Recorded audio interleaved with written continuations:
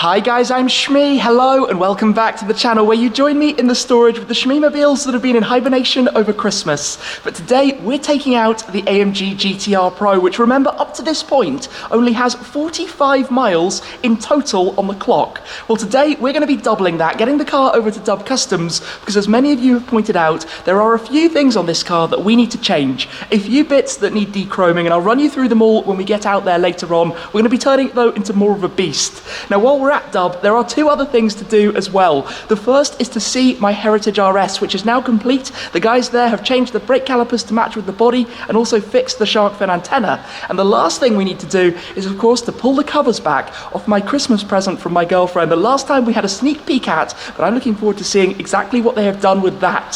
So when we get over to Dub, I'll show you more about this. But before, I want to show you some of the luggage I've just been able to squeeze into the back. I was worried with the track package and the roll cage that it wouldn't be too practical, but I have been surprised. We'll check that out then, get it started up and get out on the roads. The first thing that I need to do is to swap the GT R Pro with the other AMG. I've just driven over from home in the G63. That's going to be parked up in this space because I'm actually heading away overnight tonight with the GT R Pro, hence why the boot is full of luggage. But we're also joined by the Vantage GT8, the Senna that I just took out for my first drive since it came back, a Christmas Day drive. We've got the Ford GT, and we've also got the 675 LT Spider, and there will be more to come explaining why you haven't seen too much of that recently on the channel. But today, until we get to Dub Customs, it is all about the GT R Pro and what we're going to be doing to it. A few small changes, starting with one around the front to do with the grille, the one at the side so many of you have been pointing out, and that is in connection to the door handles. You will notice they have this chromed upper section, but there is basically nothing else on this car that is chrome. The door mirrors are gloss black, the window surrounds are gloss black, we fitted the piano black stripes at topaz, so we need to do something about that. There is one more change we're going to be doing around the back of the car, but let me just grab the key to show you inside the boot. Some of you have noticed it is the older style key. That is because this is actually connected to the electronics in the base AMG GT when the first GTS and GT came out. That's why it has the older style key. It would be nice to have the newer one, but alas, it won't on this body style, only for the next generation. But let's just pop open the boot here and you can see what I'm talking about in the sense of this is full of a lot of stuff that we are taking home, some presents, some random things, and it's amazing actually, even though it has the cage back here, how much stuff you can actually fit in. Very, very impressive. That's actually the 2020 Tech Art calendar they very kindly sent me as well, but that all fits just fine back there. Like I said about the mileage, we do not have very much, literally 45 miles you can see there on the dash, so I need to step on board then, get this started up and head on out.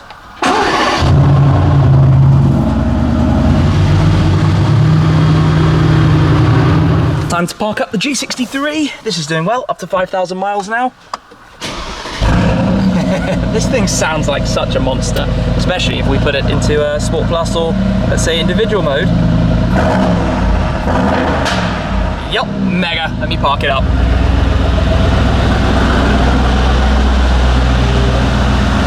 We're on the way, had to make one quick pit stop to buy something on the way out of town, but we're coming past where you have the Bentley and then Ferrari dealerships here. So what do we have inside? Looking Ferrari, you've got the Portofino and the SF90 as well.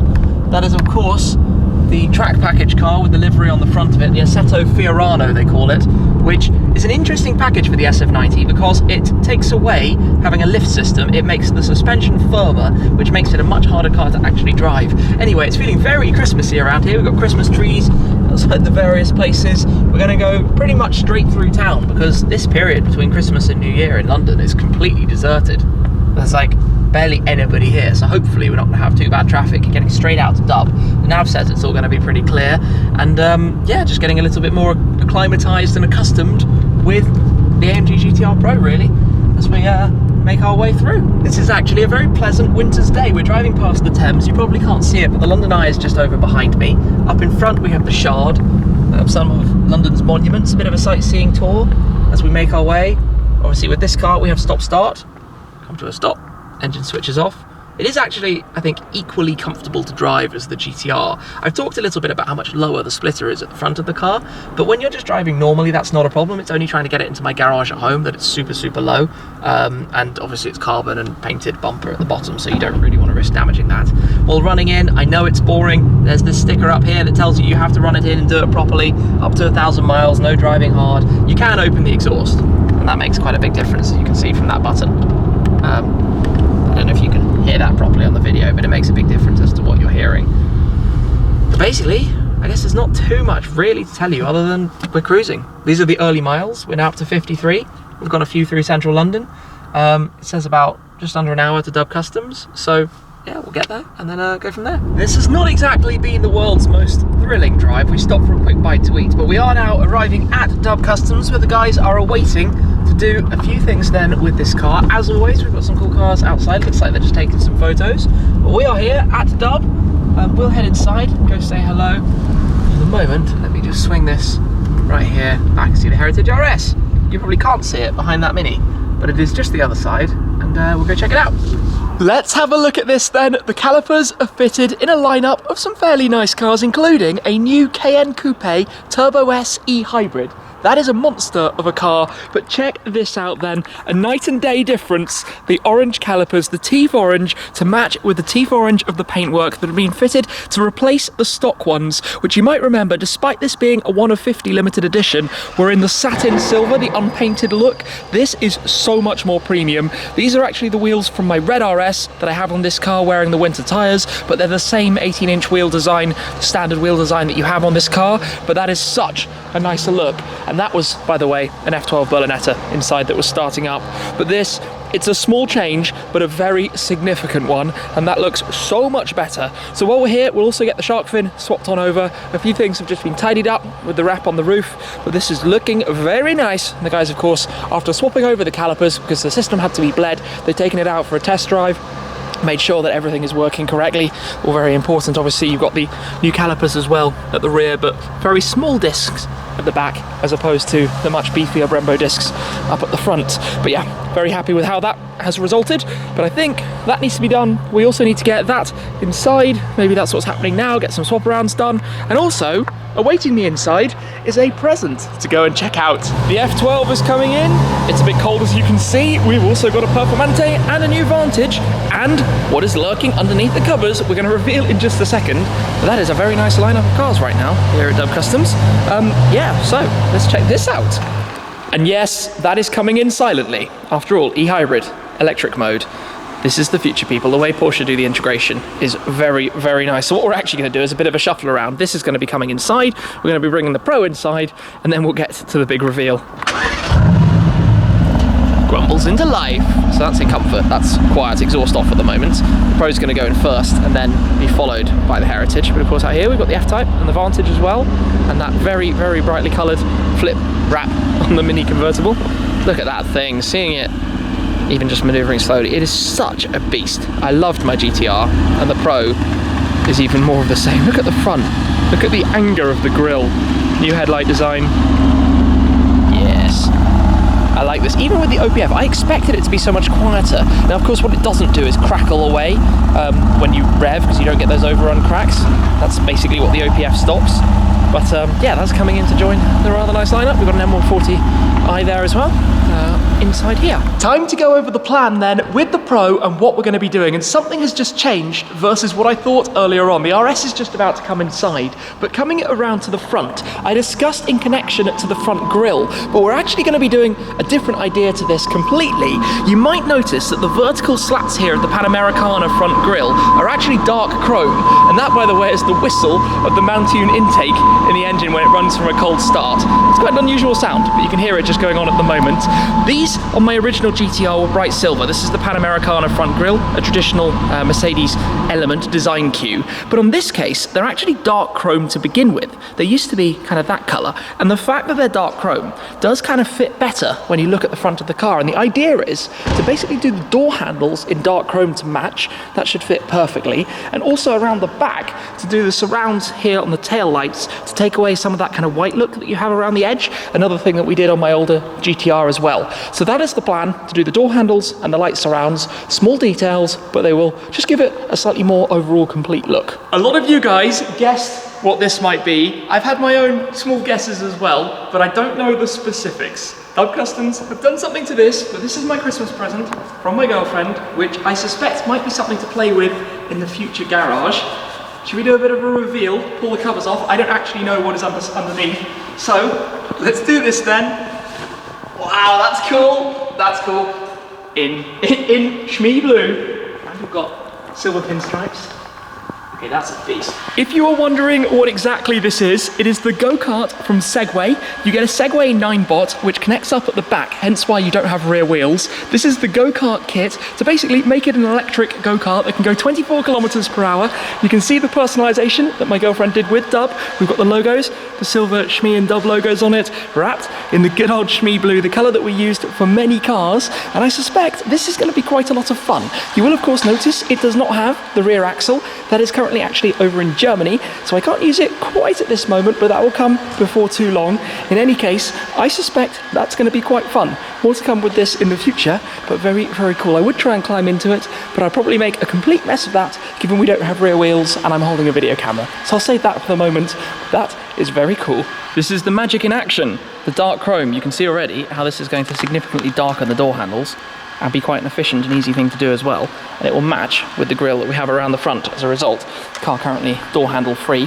That will all completely tie in. And hopefully isn't going to be too difficult to achieve and get that all done, as well as getting the shark fin sorted out on the back of the RS. Around here then, we have the completed door handle, which you will notice is a significant improvement on before. We also have these trim pieces now around the tail lights, again making them look a lot better than they were before as well, just the last one being finished up. And also over here in the boot of the RS, I've just been spending some time with the guys to try and fit those in, where we now have the big box, big old box stored in there, and also a box that has the original brake calipers in.